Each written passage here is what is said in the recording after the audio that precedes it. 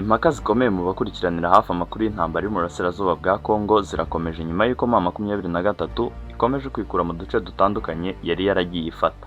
Gusa ibisi bishya kuko bimaze igihe biba, hari ingero zimwe twavugamo nka Redeployment ya Kibumba yabaye tariki 26 Ukuboza 2022, Rumangabo Military Base Redeployment yabaye tariki 6 Mutarama 2023, ndetse na Kishishe nayo yabaye muri Mutarama 2023.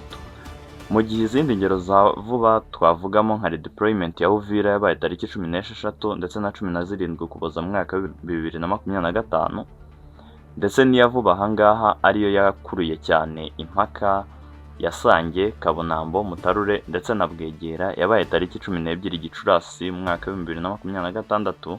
Izi zikaba ari zo muri Kivu y'Epfo. Mbahaye ikaze mwese abaduteze amatwi ku mpande zitandukanye z'isi, mbashimira ko mudahwema kubana natwe, ndetse namwe mutarakora subscribe nagira ngo mabwire ko mukwiriye kugikora kugira ngo tujye tubana umunsi ku wundi mu biganiro bya buri munsi, twungurana ibitekerezo ndetse twumva impande zombi kugira ngo turusheho kugira common understanding ndetse no gusobanukirwa amakuru agiye atandukanye. Karibu rero ku muyoboro wa YouTube channel yacu ariyo Opinion Panel. Mu ngingo nyinshi zigenda zitangwa, iz'ingenzi zigarukaho twavugamo cyane cyane igitutu cya diplomasi mpuzamahanga M23 igenda ishyirwaho n'impande zigiye zitandukanye. Ahangaha twavugamo ibihugu nka Amerika, Qatar ndetse na ONU, ndetse n'ibindi bihugu byo mu karere byatangiye gushyira igitutu gikomeye kuri M23 n'u Rwanda kugira ngo haboneke agahenge.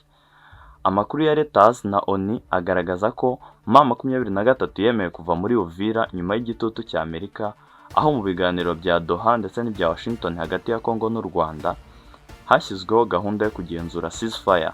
Reuters yavuze ko kuva muri Uvira byari trust building measures cyangwa se kubaka icyizere. Aha ni ukuvuga ngo ni igikorwa cyo kubaka icyizere mu biganiro by'amahoro. Iyi ikaba ari article ya Reuters. ONU nayo yavuze ko hari progress in talks cyangwa se ibiganiro bijya mbere, ndetse gahunda yo kugenzura ceasefire yatangiye gushyirwa mu bikorwa.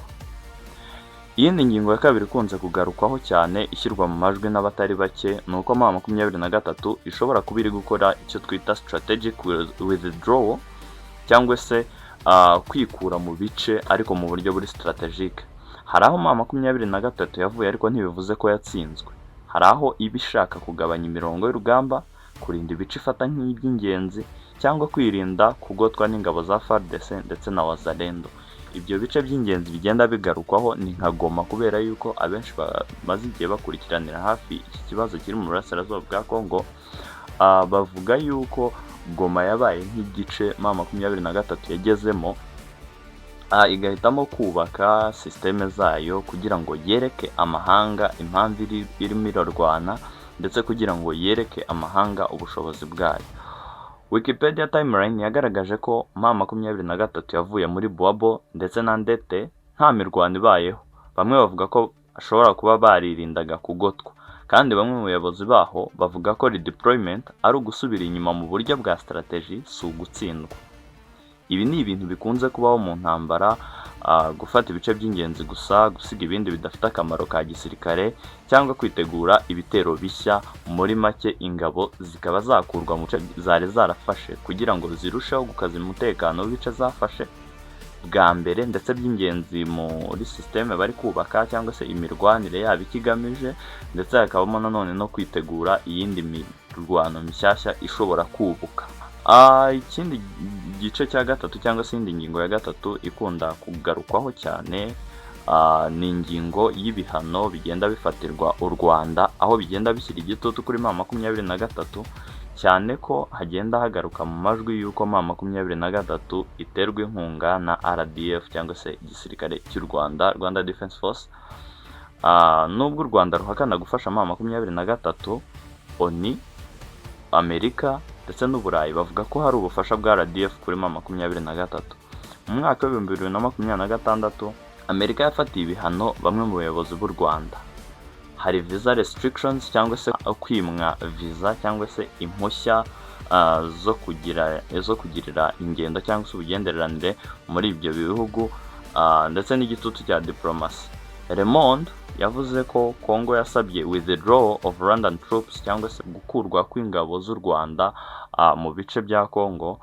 Monde yavugaga yuko igitutu ku gihugu cyufatwa nk'ushyigikiye umutwe cyiyongereye, uwo mutwe ushobora kugabanya ibikorwa cyangwa ukava ahantu kugira ngo ugabanye attention mpuzamahanga. Ingingo ya kane ikunze kugarukwaho nuko M23 ishobora kuba iri gushaka kwiyubaka mu buryo bwa politiki. Ibi bikaba bishimangirwa na NYU Center on International Cooperation, aho igaragaza ko M23 itakiri umutwe ushaka gusa kurwana, ahubwo iri gushaka kugira uruhare rwa politike n'ubuyobozi muri Congo.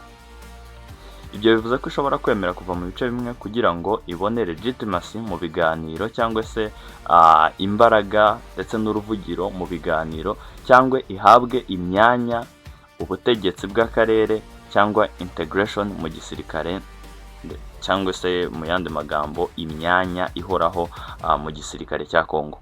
Ibi byigeze kuba no muri 2013 aho bamwe muri M23 binjijwe mu gisirikare cya Congo. Gusa n'ubundi nk'uko twabyumvise ntago byaje kubagendekera neza, aho nyuma yaho haje kugenda hagaragaramo kwicwa, kugenda kwisubira, nuko bahitamo kongera kubura intwaro, bahitamo kongera guhaguruka kugira ngo barwane, kubera yuko nubwo bwose bari bahawe uburenganzira nk'ubwo bashaka, gusa byabaye ibya nyirarureshwa kuko n'ubundi bajyanwaga ku kazi hanyuma bakicirwayo na bagenzi babo bajyanye mu mirimo, ndetse abandi bagasangwa muri iyo myanya bari baragiye bahabwa. Hari nanone ibibazo by'ubukungu ndetse n'imiyoborere, aho kugenzura ibice byinshi bibagora cyane, bikaba ari nayo mpamvu bagenda barekura ibice bimwe na bimwe, kubera yuko bareba bakabona uburyo bwo kubyitaho buzaba bugoye cyane, kuko nyuma y'uko bazaba babahaye umutekano birumvikana yuko bagomba guhita bagira n'ubundi buryo babigenza kugira ngo ibiribwa ndetse n'ibindi nkenerwa bya buri munsi bigenda bigera kuri abo baturage batuye ibyo bice byafashwe. Kandi tumenyereye yuko iyo abatsinzwe basohotse inshuro nyinshi bakunze guhita basa n'abari aho hafi barekereje bafunga inzira kugira ngo noneho abaturage bashyire igitutu kuri abo bantu bafasha ako gace, kugira ngo noneho bisange nta yandi mahitamo bafite uretse kongera kurekura agace kagasubira nanone mu bari bagafite.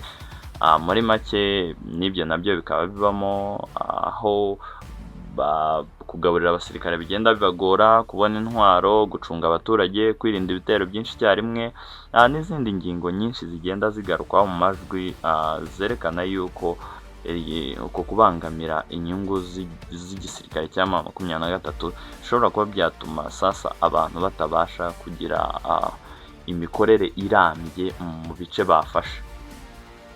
Nubwo M23 yafashe Goma na Bukavu igihe runaka, kugenzura teritwari nini cyane bisaba amafaranga menshi, ubufasha mu bya logistics cyangwa se ibyinjira n'imiyoborere ihamye. Iyo ibyo bitangiye kugorana, umutwe ushobora gusubira mu bice by'ingenzi gusa, cyane cyane hari amabuye y'agaciro cyangwa rute z'ingenzi zishobora kuba zabafasha kugira ngo barambe aho hantu.